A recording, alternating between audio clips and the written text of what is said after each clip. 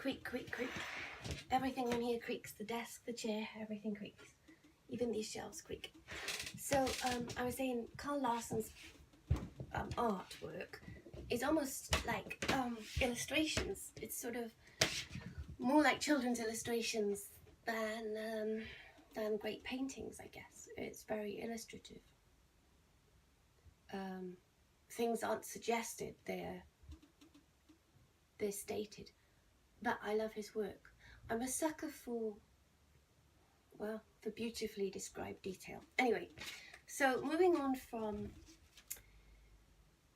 the way the small inspires me in visual art and literature, I wanted to say in passing that being brought up in a religion in which prophecy figured largely, and the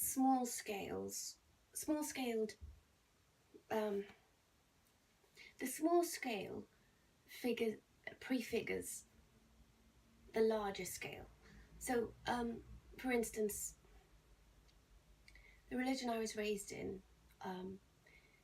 it's actually stays very, very strictly to the Bible. So any of you familiar with the Bible will kind of know what I'm talking about. But the earthly tabernacle in Jerusalem prefigured the heavenly tabernacle in the heavenly Jerusalem.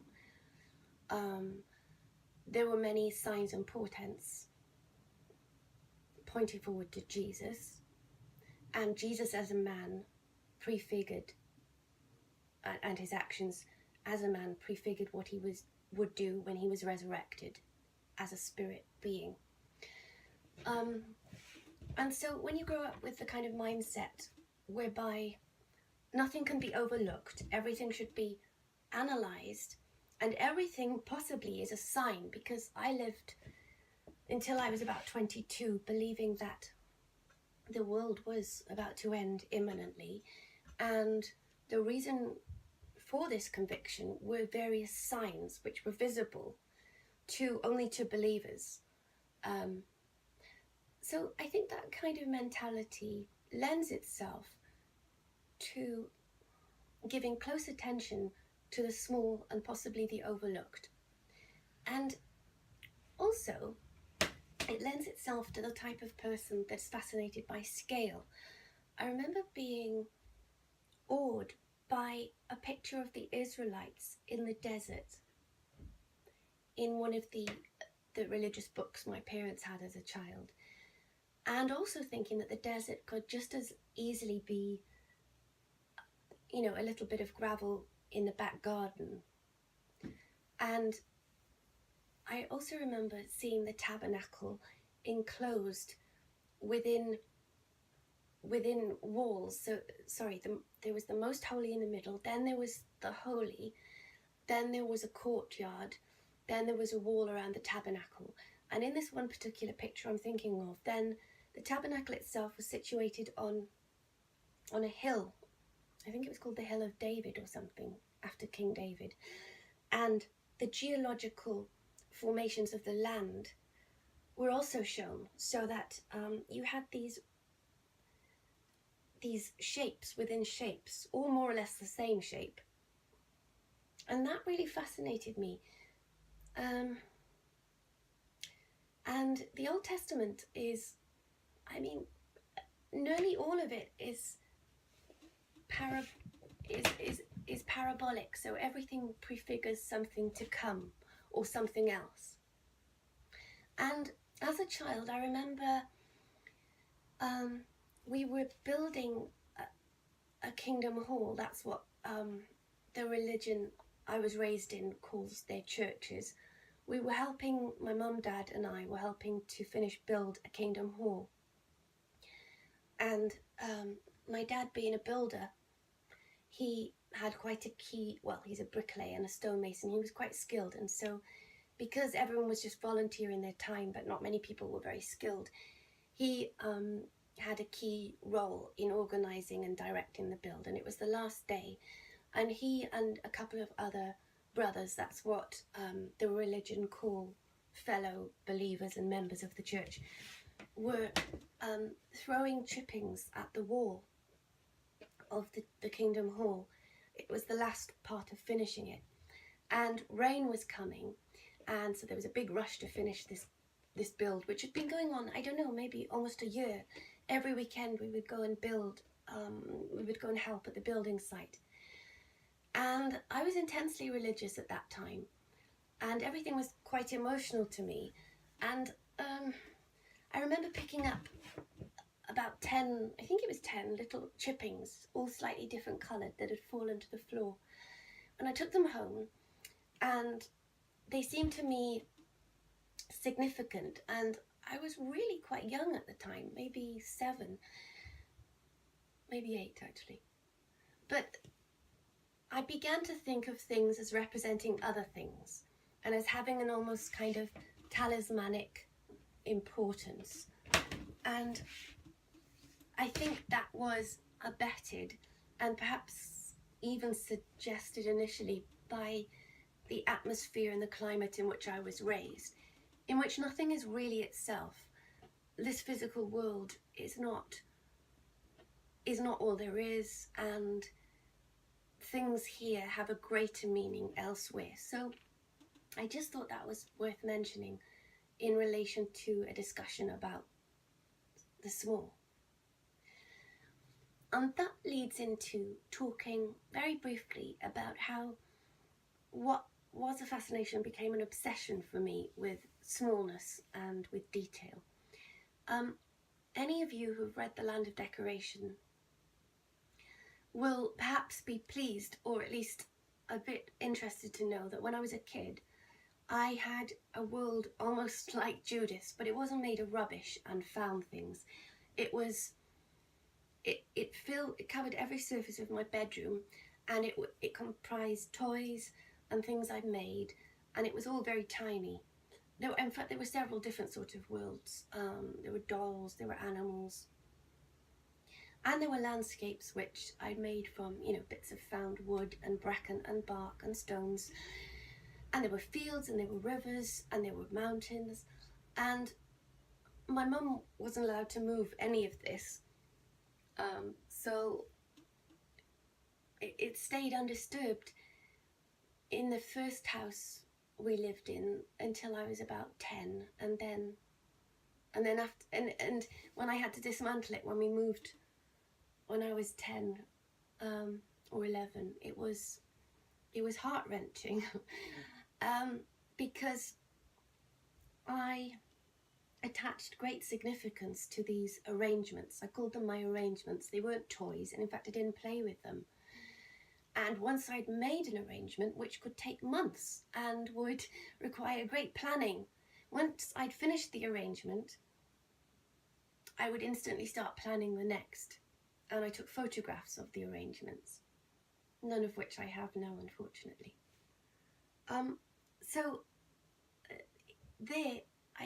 You can kind of see the beginnings of a sort of anxious relationship to tiny things and to trying to order tiny things.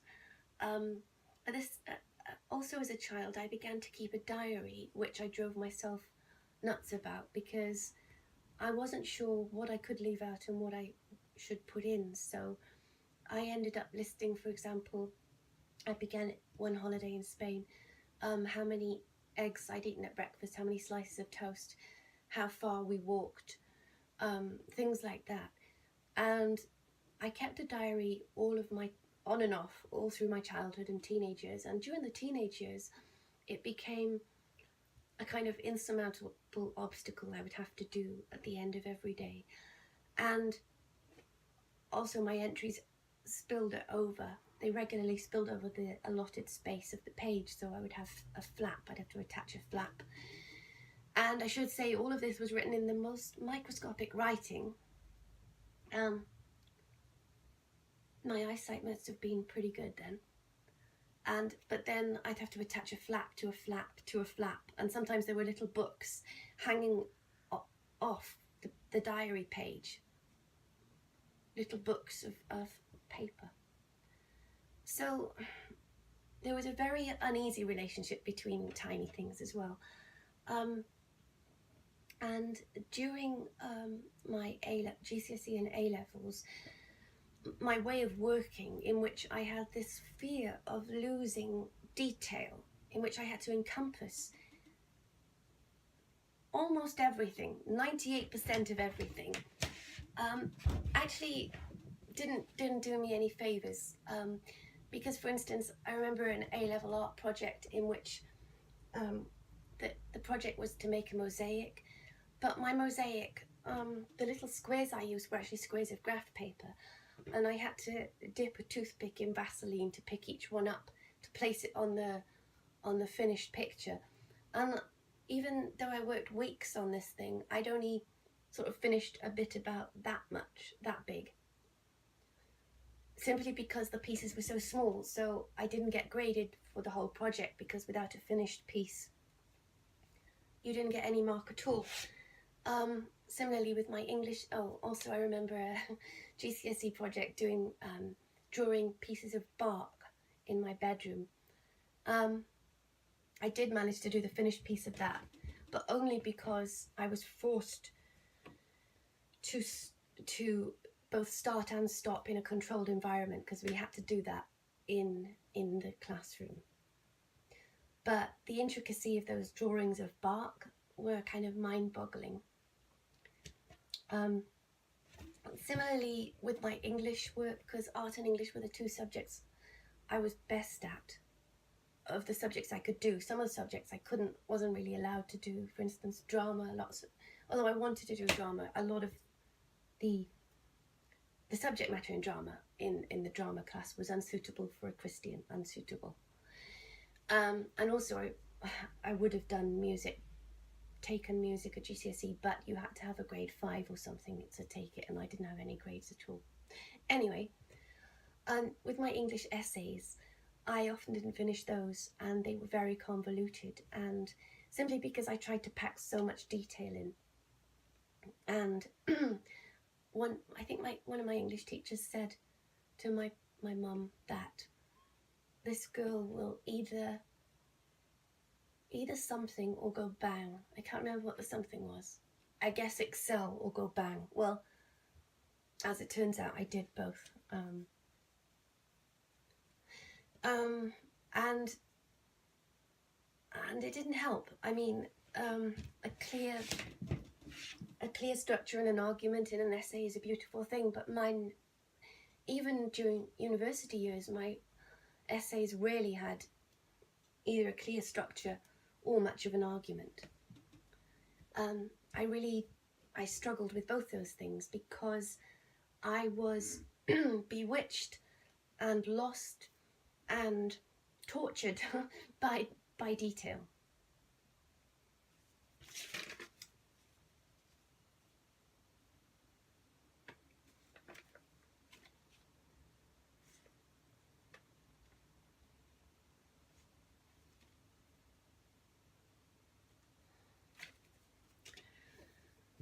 I think I mentioned in another video how after my finals, I was at a real crossroads in my life. I didn't really want to be in the religion anymore, but at the same time I couldn't think what else to do, and I still believed the religion was the truth, as they call it. So there were very few options but to plough on in the same vein. But basically during that summer, when I was so unhappy, other things had happened at university which were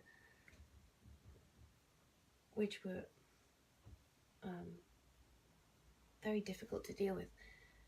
I went back to making miniature figures again, and at various points during my adult life, I again went back to making miniatures. I kind of retreated into myself, and yeah, so there were those miniatures I made.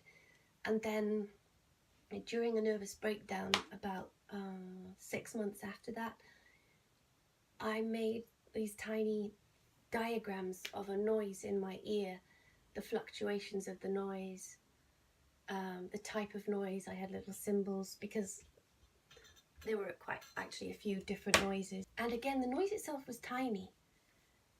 It's called tinnitus, if any of you don't know that kind of a noise in your ears or in your head. It's called tinnitus, and the noise itself was very tiny and it stayed tiny. It came in 2 ears in the end, and quite a few different noises, but they were all small and they were agonizing. I would rather not have been alive at that time because, well, basically a kind of fear or a dread, a very sort of primal response in my body had been set off by these noises, so I couldn't switch off to them. So it was a form of torture. But what I'm trying to say is that the form of torture was tiny, so even the thing that caused the breakdown, at least on the surface, I think now it was, the tinnitus was psychosomatic of emotional things going on in me, but the thing that was torturing me was minuscule, tiny. And when I was doing my MA, also during the breakdown, I then set myself to analyse, or was drawn to analyse T.S. Eliot's folk quartets in a microscopic way, analysing the rhythms and what I called the music of the poem. And that involved tiny diagrams of dashes, straight lines and circles. It was a bit like Morse code, and amazingly, I did get distinction for that, the final piece, but the examiner said, this this is so small scale in scope and vision that at this level, at MA level, the person really should be encompassing a lot more. Yeah, so I was charting the music of four quartets and charting the noise in my head during that time, and both were minuscule, or the diagrams were minuscule. Then later, pretty much on the back of finishing the MA, I became very ill with something called ME, or chronic fatigue syndrome. And during that time, there was a day here and there where I was able to make miniature models. And then as I was make them in a kind of feverish way, I remember the sweat, the fear of making myself worse by doing them, but at the same time this desperate desire to make them. I remember sweat running down my arms, dripping off my fingers, and shaking. I mean, the shaking was part of the illness, but as I made these little things, and to begin with, I think I think my mum put a plank of wood across an armchair so I could support my elbows on it and then use my hands. That was, yeah. And I remember the euphoria when I managed to do a whole day of miniature work, but also the dread that I'd made myself sort of fatally worse and I would never recover. As I'll talk about in another video, that's all completely misguided, and people very greatly misunderstand ME, or chronic fatigue syndrome, and many other illnesses. In any case, that was a nightmarish, frantic activity. And when I was getting better from the illness, or had got quite a bit better, there was a crossroads in my life. I could have gone down a road of kind of entering into the real world and doing something I love, which is music.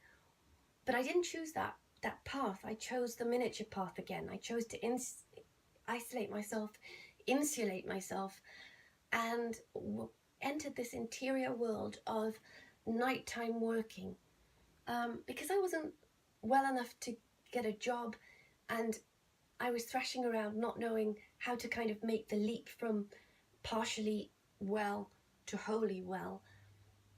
I went into this kind of tunnel, and for about 6 months, or possibly 9 months, I mainly worked at night on the hundreds of little people that I've talked about and shown you in other videos. And at the end of that period of time, I had developed a new affliction called RSI, again, which is so misunderstood by the medical community, and on whose advice I didn't get better, only worse, but I'll talk about that again. And then at various points after the illness, after finishing the 3 novels, I again returned to the world of miniaturization, which by this time was a pretty dark world actually, because I really wanted to be engaging in properly adult activities and I wanted my life to be normal. But because I couldn't make it that way, I kind of retreated again and again into, it's almost like an addiction, like a spurge or a splurge of activity in making another batch of little people, a batch of slightly bigger people, many houses and landscapes. And each of these indulgences, but simultaneously kind of self-woundings, took about 6 or 9 months, and then I kind of reappear and have to, and frantically scrabble to get back the lost time. So it's crazy. My drive and desperation to capture the tiny and not to lose detail and to penetrate the essence of things, which is the main inspiration for a kind of autofiction. Well, it's not really autofiction, it's just autobiography I wrote, I tentatively called The Book of Safekeeping, and which is being read at the moment by a publisher, but might be unsaleable even though she likes it. This drive, actually, I capture in my work something I want to, and I'm usually pleased at the end of the process. I've usually done what I wanted to do, and even if to other people it's not very impressive, to me, most of the time, what I've achieved is exactly what I envisioned at the start. But in real terms, in real life currency, I've lost massively. For instance, years of my life, and yet I keep getting drawn back into these projects. So the onus is on me to work in a different way, but working in this way is an addiction. I realize that now, and one just as damaging as a substance addiction, or an addiction to sex, or an addiction to shopping, or to spending money. It is an addiction. It is also a self-destructive behavior, and yet also it's produced, I think, at least some things that are worthwhile. I still believe there's some worth in my novels. And to close this very long discussion, I just wanted to mention, maybe it's unnecessary, but how the fascination and deep desire to conjure and capture the small informs my own writing. Now, this is probably quite evident in The Land of Decoration, because a child who has no, is valency the right word? No agency and no valency and in the real world, and is incredibly disempowered in pretty much every way, believes she discovers a way to affect the real world through creating a small scale version of it in a model world. And in fact, and this is accompanied by a voice which she thinks is God's voice, and she believes she's God's instrument. But as she comes to a more adult and a more balanced view of her relationship to the real world, which actually happens very suddenly, it's like there's a kind of split in herself, or a coming together of the disparate pieces of herself at the end of the novel, in a moment in which things could go badly the other way and herself could quite literally cease to exist. She comes to realize that she doesn't have power. over the big world by means of a small world, and the grief involved in that realization is married to a reconciliation with the main person in her life, which is her father, and it's hinted at that this will be allied to a more realistic and healthy way of interacting with the real world. In The Professor of Poetry, which is the second novel, I suppose my preoccupation with smallness is mainly seen in that I choose to focus on an insular person, and I think the story takes place over a week, so 7 days, a small period of time, and my MA feeds into that novel quite a lot because Elizabeth Stone, the protagonist, is also fascinated by the music of T.S. Eliot's poetry in specific 4 quartets, and so the scale of focus is very tiny as well. That was criticised by one reviewer. She said it wasn't really very realistic, that Elizabeth Stone didn't have friends, didn't have investments, didn't seem to have a life outside her work as an academic, but that was my point. Also, it is a weakness, though. I'm not very good at imagining larger worlds around my characters. I can sort of only, it's like I've got blinkers on, so I can only see a small amount around them, which is not ideal for a novelist. But I do believe that a novelist can be proficient in everything they should be and tick off all the boxes and be excellent in every area and yet not produce anything remarkable. The artists and writers I love are idiosyncratic in that they have a very, very personal and very unique slant on things.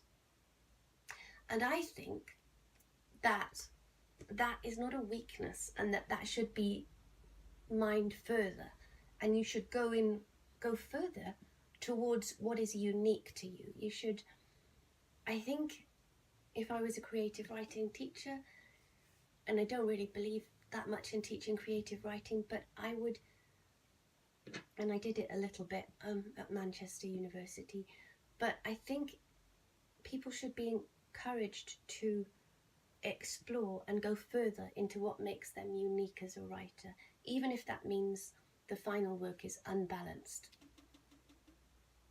I think unbalanced is good. I remember, I think that the point at which I felt so happy and the most inspiration writing The Professor of Poetry was writing about the dragonfly. No, sorry, not the dragonfly, the daddy longlegs that ambles onto Elizabeth Stone's desk in the City of Books, which is obviously Oxford, when she's working one day that summer during that week, and her horror at encountering this insect, the kind of unreasonable grief it in the end it elicits in her, rage, grief. And so I suppose, again, although none of this was conscious when I was writing, and I was just so happy that it kind of worked, that the device of the daddy longlegs, or the crane flight, allowed me to explore very deep parts of her character. Again, whenever a writer tries to talk about their work, it sounds really naff and lame, but I'm trying to show that I think sometimes the use of the small in my work can be inspired, and I think that passage works in the book. And in the third novel, The Offering, the girl, who is obviously a version of me, the teenager, scans quite neurotically and unhealthily her external world for signs of God's pleasure or displeasure, His punishment or reward. And again, it's a closeted world. It's a very blinkered world in a dangerous kind of way. And I'm just looking at the things I wrote here because I'm getting tired by this point. Her sacrifices of animals prefigure something much larger, which is Christ's sacrifice, his ransom sacrifice, one thing standing in place of another. Actually, the idea of ransoming is very, very central to the Land of Decoration as well, and embodied at every level of the narrative. Not that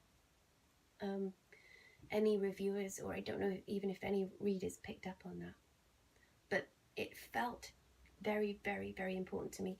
And the idea of the ransom sacrifice of Christ, or one thing standing in place of another, has tortured me since I was a kid. I tried to get my mum to explain it to me again and again, and though I could explain it to someone else perfectly cogently, it just wouldn't seem to sink in. And precisely because I didn't seem to,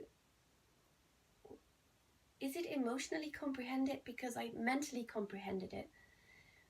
It's haunted me all my life, and it was a central tenet of the religion. So of course, me not feeling I fully comprehended it was a source of great pain and fear and anxiety. And it reoccurs in my fiction a lot. But one thing standing in place of another is obviously a central motif in the offering. And reenactment, which is closely allied to that idea, also fascinates me. And when I read Tom McCarthy's Remainder, which I think is one of the most brilliant books, novels to have ever been written, no matter in what time, it reminded me of Kafka's work, reminded me of many other writers' work, but central to that book is the idea of failed transcendence, something failing to become something else. And it's almost like an inverse of the Land of Decoration. Both protagonists in Remainder and the Land of Decoration make model worlds in effect, and believe that they are controlling something much bigger than simply a model world. And the idea of transcendence or redemption and a ransoming going on is central to the Land. These ideas are so key to the Land of Decoration that when I read Remainder, it really, really resonated with me. In any case, back to the offering.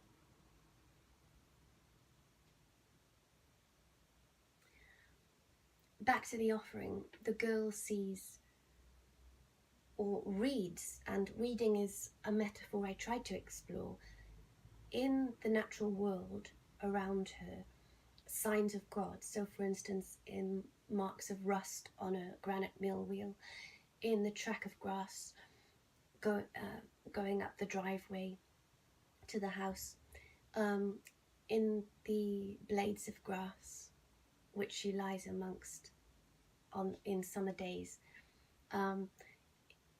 in the pattern on leaves of flag iris by the river. She reads into things meanings greater than the things can contain, really. And that concludes my long discussion of smallness, my both love of it, love of detail and smallness, the way it's inspired me, and also the way it's kind of tortured me. And if you've listened to all this, thank you so much. Thank you. I'm now going to turn off the camera. Oh, my knee. Cramp.